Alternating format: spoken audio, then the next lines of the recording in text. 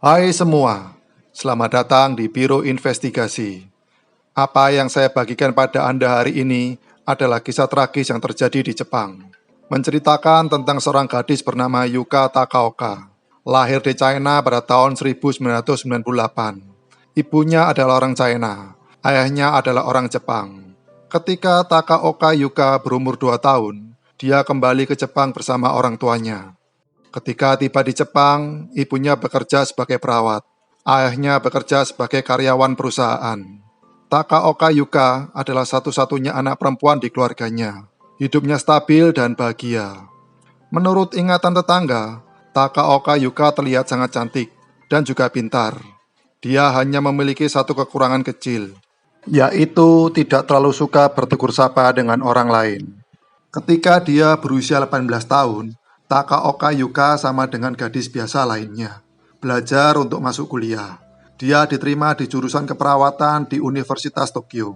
Tapi, setelah belajar sebentar, Takaoka Yuka merasa jurusan ini tidak cocok untuknya. Jadi, pada bulan Maret 2017, dia memutuskan untuk berhenti kuliah dan bekerja. Begitu saja Takaoka Yuka melangkah ke masyarakat.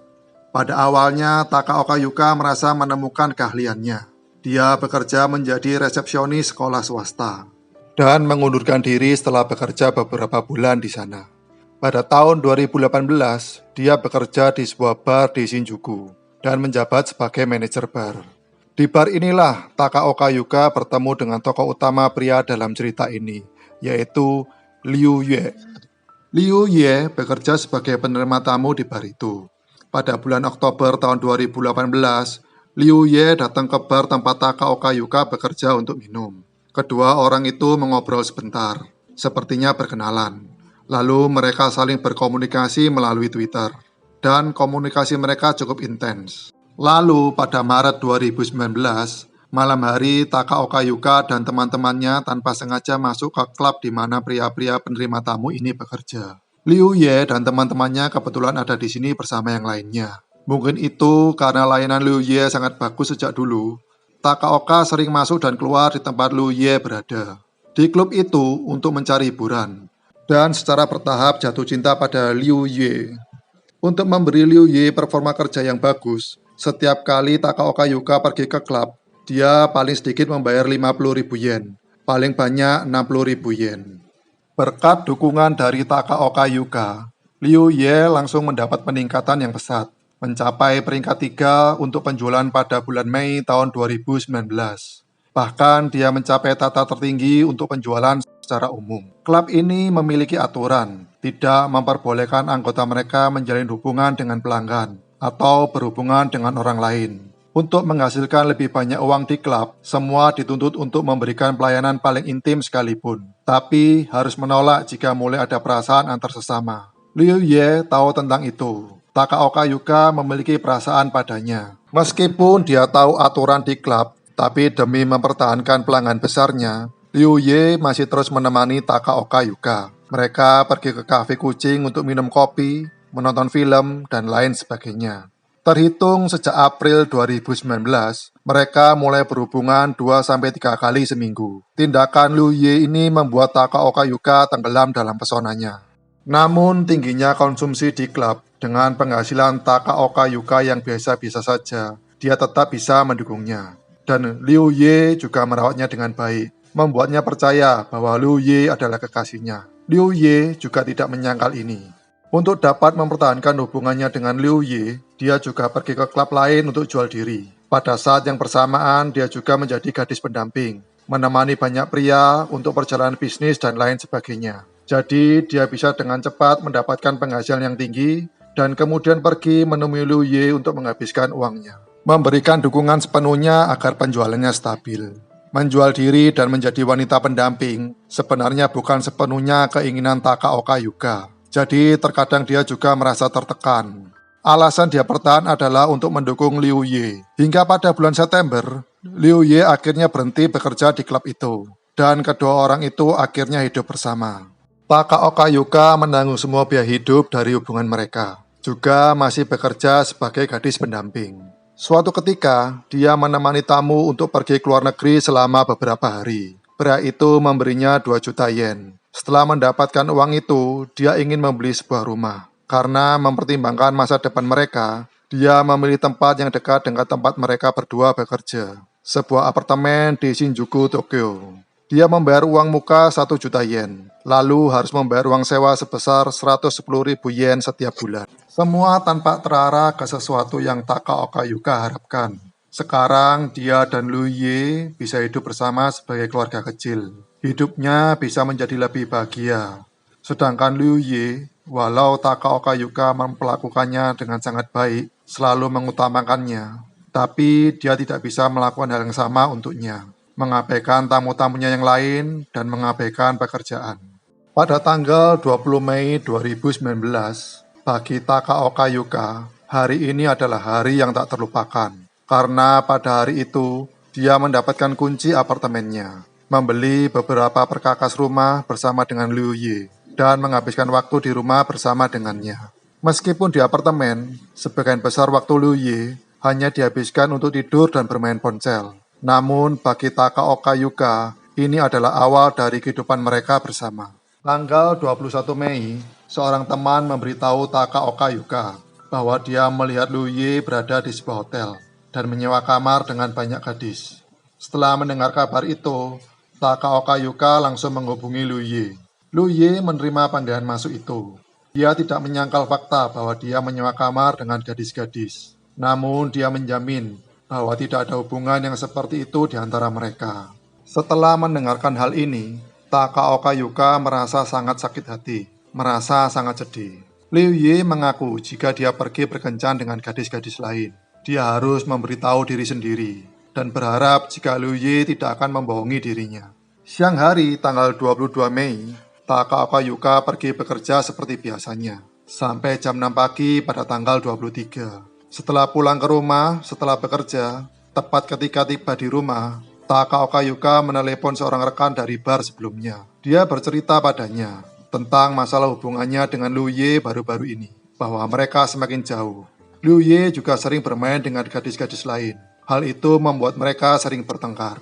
Temannya membujuknya, jika ingin bersama dengan Liu Ye selamanya, dia harus bisa lebih menahan diri. Setelah selesai bertelepon dengan temannya, Takaoka Yuka baru tersadar jika ini sudah waktunya Liu Ye pulang kerja. Tapi dia masih belum tiba di rumah. Takaoka meneleponnya, namun tidak dijawab. Lalu dia mencoba menghubungi Liu Ye melalui Line. Takaoka Yuka berharap jika dia bisa segera pulang. Tapi jawaban yang dia dapatkan adalah dia sedang bersama dengan tamu perempuan yang lainnya, sedang minum-minum di bar dan mungkin akan pulang agak malam. Mendengar ini, Takaoka Yuka merasa sudah tidak bisa lagi menahan diri. Hanya ada satu pikiran di dalam benaknya, ingin Liu Ye pergi dari kehidupannya. Tapi dia ingin menunggu Liu Ye pulang terlebih dahulu. Pemikiran ini semakin lama semakin kuat. Dia memutuskan untuk menunggu sampai Liu Ye kembali, lalu menyingkirkannya, kemudian menyusulnya. Kemudian, di catatan yang ada di ponselnya, dia menulis sebuah surat. Dalam surat itu, Takaoka berkata untuk orang tua dan juga teman-temannya, "Aku selalu suka berbohong. Aku selalu ingin menjadi seorang pahlawan dalam sebuah tragedi. Aku sangat menyesal karena tidak berbakti. Karena berbohong, aku jadi tidak tahu betul mana yang benar, mana yang salah. Sekarang aku memiliki seseorang yang sangat kusukai. Bagaimana dia bisa melakukannya? Selain aku, berhentilah melihat gadis lain.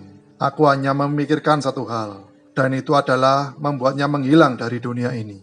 Dengan begitu, jika yang dia katakan sebelumnya adalah sebuah kebohongan, dengan begitu kebohongan itu ada segera menghilang. Aku tidak mencintai Liu Ye sebagai seorang penerima tamu, tapi mencintai dirinya apa adanya. Dari lubuk hati terdalam aku mencintainya, amat sangat mencintainya.